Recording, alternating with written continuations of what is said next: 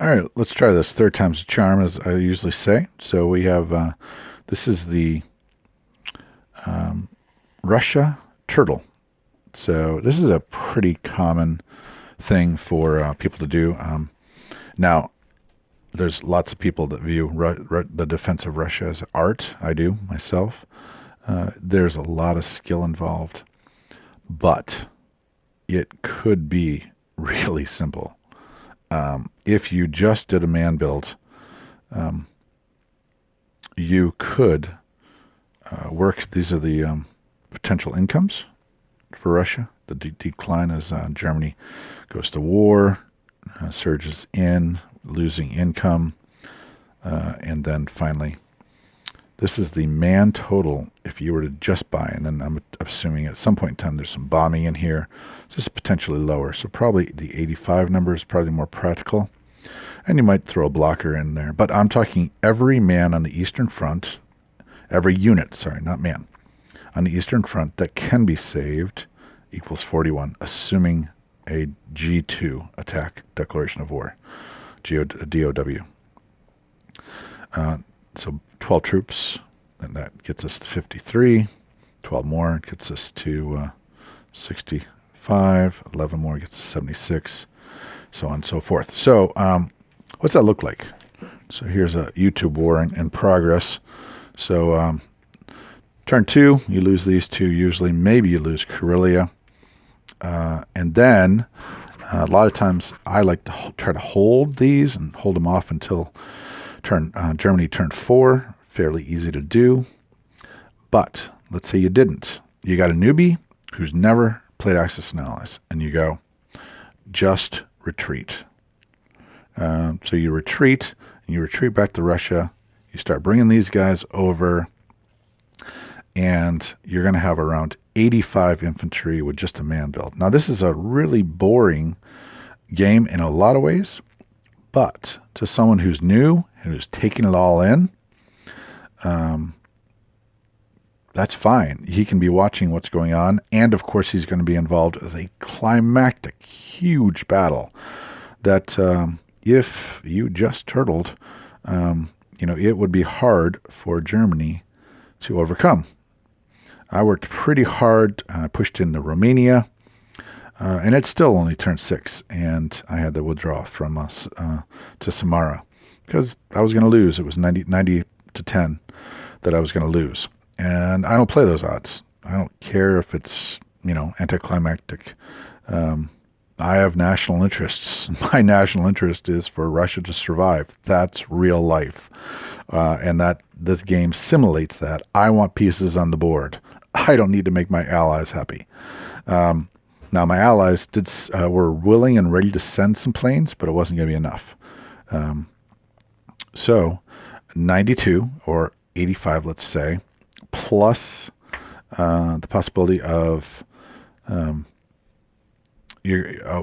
you would probably buy, instead of the units, you'd probably spend some of that discrepancy on anti-aircraft, because in order to take you out, Germany is going to send a lot of fighters. They have to. You don't have a choice, especially if you've got that large a force. So now, pretty easily, this game, without any duress, we were able to get 7 fighters ready to go. Could have gotten 6 more, so 13 British fighters. 12 British fighters. You could work at getting a French fighter over there.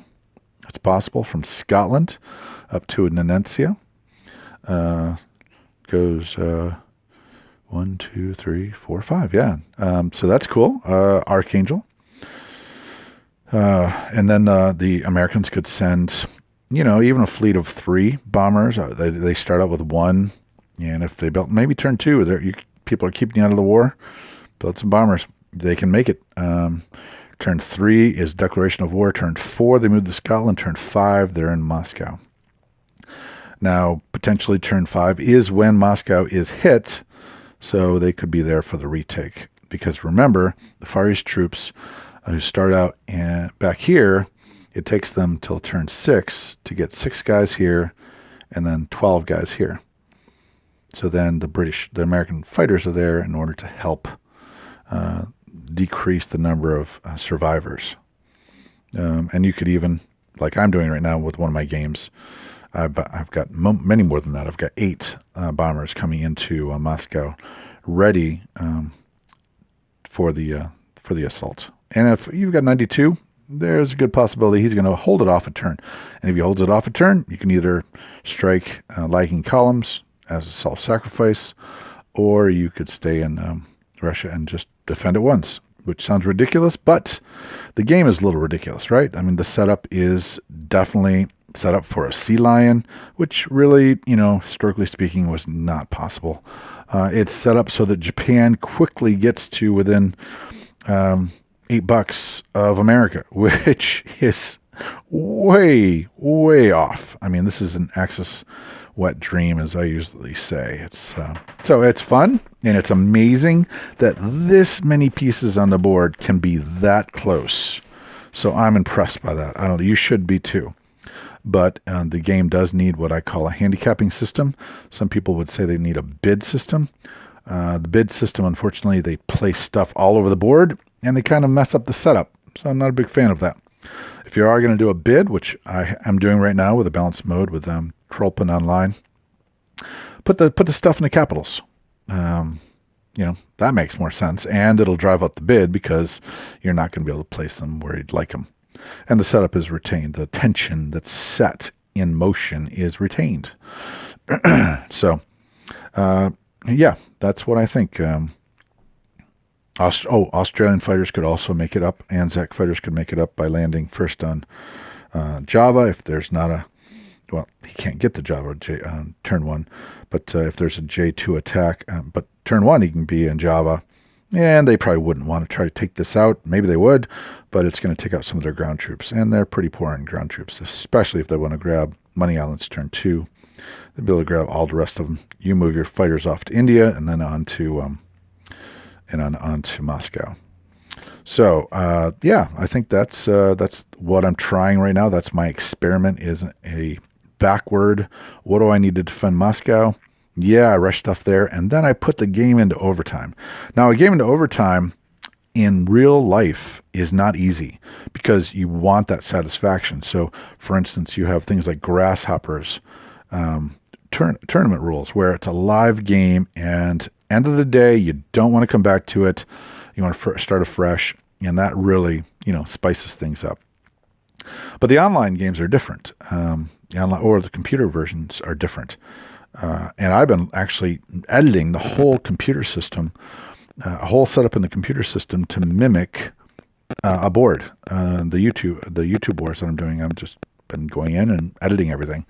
And I think it's a little easier for me. I don't know why, but I'm having a hard time just keeping this board accurate and up to date. I've got a family, so I like to be up there. And, it's not the same, obviously, if you're up there on the computer, but there are times where stuff's going on where I can squeeze in adjusting and editing the setup. So another way sort of playing with other people. Not as satisfying as far as the dice rolls go, but sometimes the dice rolls aren't that fun anyways. So yeah, I'm trying to reverse engineer, and I'm seeing 92 to 85 to 92 possible units in Moscow, plus the possibility of 10 plus British planes, plus the possibility of 3 Anzac planes, plus the possibility of, I think, a total purchase of bombers, United States turn 2 would bring it up to 5, I think, so 48, and then 1 from the beginning, so 5 bombers possibly in that area, and that would really change the game and reset the game, especially when you've got an approach like we had today where someone kept America out of the game so that they could take over all of China. And then all of a sudden you've got units in the middle to combat a very basic strategy of, but solid, because China is worth so darn much. A solid strategy of taking over all of China and holding America out of the war.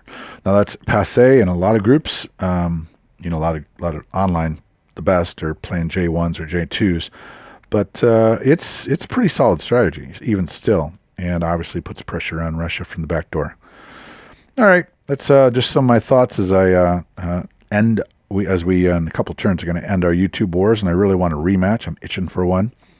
And I hate the turtle, but it's really, really effective for a beginner.